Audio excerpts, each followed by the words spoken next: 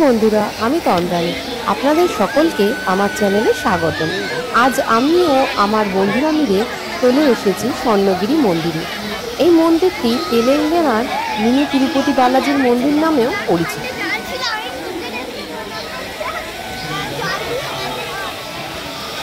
দেখিস পড়ে যাস না। ওই দেখো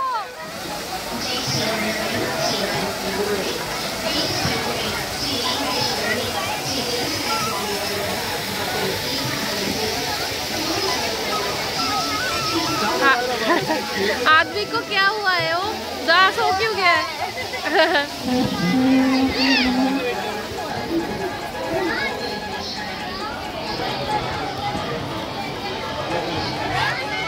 মন্দিরটি ভুবনগিরির মানেপাল্লি হিলসে অবস্থিত, যা হায়দ্রাবাদ শহর থেকে 47.3 কিলোমিটার দূরে অবস্থিত। প্রায় 22 একর জমির উপর অবস্থিত এই স্বর্ণগিরি মন্দির।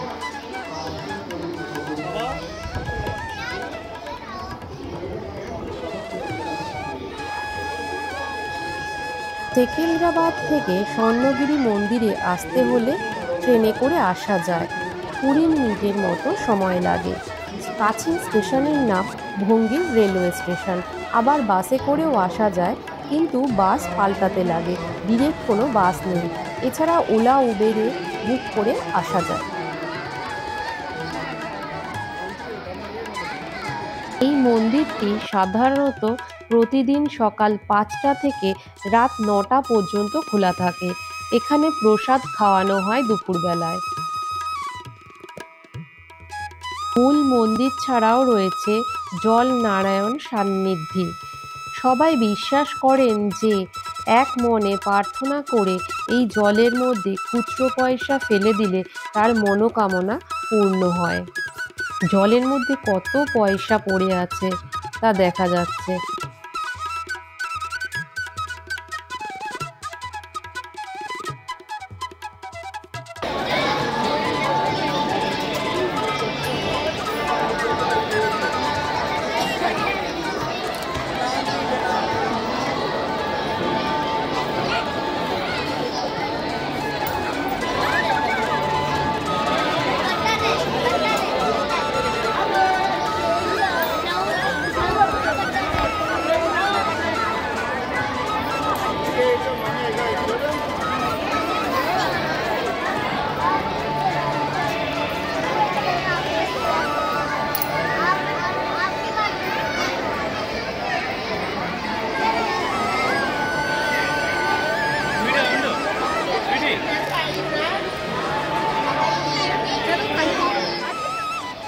జై శ్రీమన్నారాయణ శ్రీవారి భక్తులకు మనవి.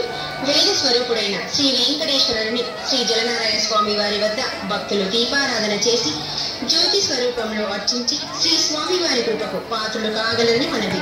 ఓం నమో వెంకటేశాయ. శ్రీ జలనారాయణ స్వామి వారి వద్ద భక్తులు దీపారాధన చేసి స్వామివారి కృపకు పాత్రులు కాగలరని మనవి। মন্দিরের গর্ভগৃহে মোবাইল ফোন, ক্যামেরা নেওয়া যায় না।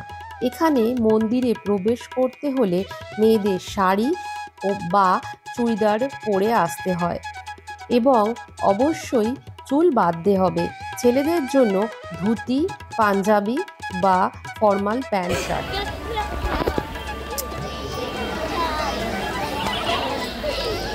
স্বর্ণগিরি মন্দির তার স্থাপত্য জাঁকজমকের জন্য বিখ্যাত। বিশেষ করে এর সোনার প্রলেপ দেওয়া গোপুরম বা মিনার এবং ভগবান ভেঙ্কটেশ্বরের 12 ফুট উঁচু মূর্তির জন্য। এই মন্দিরের স্থাপত্যে পল্লব, চোল, বিজয়নগর এবং চালুক্য রাজবংশের শৈলীর সংমিশ্রণ দেখা যায়।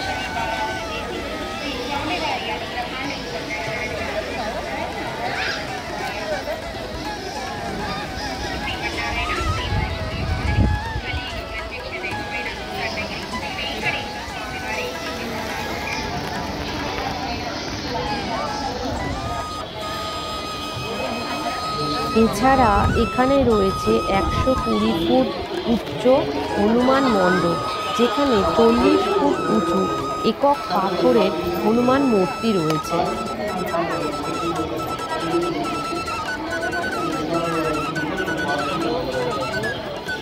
জানা যায় 2016 সালে বিখ্যাত ব্যবসায়ী শ্রীমান মানিপাল্লি রামারাও এর স্ত্রী শ্রীমতী বিজয়ালক্ষ্মী একটি গুরুতর এক্সেলেটর দুর্ঘটনায় পড়েন।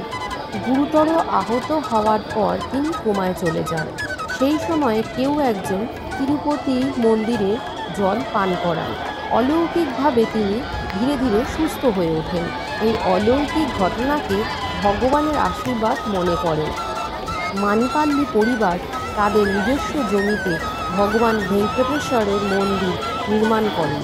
2024 সালের মার্চ মাসে এটি ভক্তদের জন্য উন্মুক্ত করা হয়।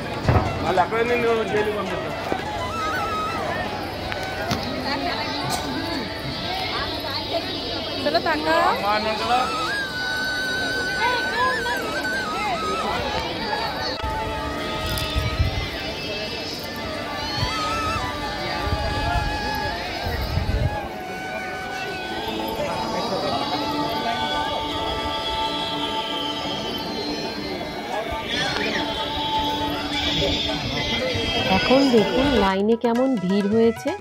আমরা যখন দাঁড়িয়েছিলাম ভিড়টা ততটা ছিল না, এখন বেশ ভালোই ভিড় হয়েছে। এখানে অবশ্য স্পেশাল দর্শনেরও ব্যবস্থা আছে। স্পেশাল দর্শনের জন্য 150 টাকা করে দিতে হয়, এছাড়া নর্মাল লাইনে পুরো টাকা লাগে না। স্ক্রিনে স্বর্ণ মন্দিরের রথযাত্রার অনুষ্ঠানটা দেখাচ্ছে। এটা হলো স্বর্ণ মন্দিরের వరంగల్ నుంచి వచ్చినటువంటి బాలరాజు గారు శ్రీ గారి স্বর্ণগিরি মন্দিরে বৈকুণ্ঠ একাদশী, তিরুমালা ব্রহ্মোৎসব এবং রথ সপ্তমীর মতো উৎসব উদযাপন করা হয়।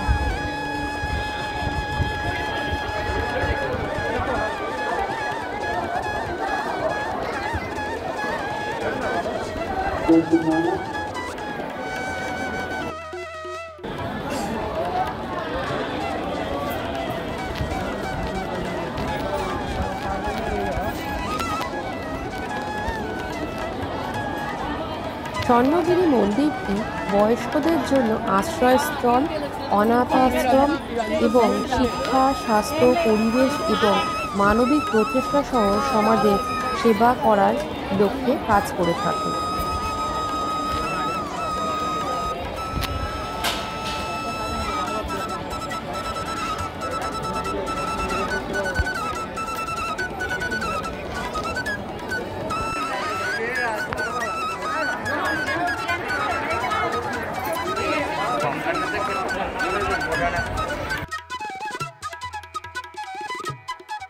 শ্রী ভেঙ্কটেশ্বর মন্দিরে এসে আমাদের সকলের মন ভরে গেছে। আপনাদের কেমন লাগলো জানাবেন। ভালো লাগলে অবশ্যই লাইক, শেয়ার ও সাবস্ক্রাইব করে পাশে থাকবেন। আবার দেখা হবে পরের ভিডিওতে। টাটা।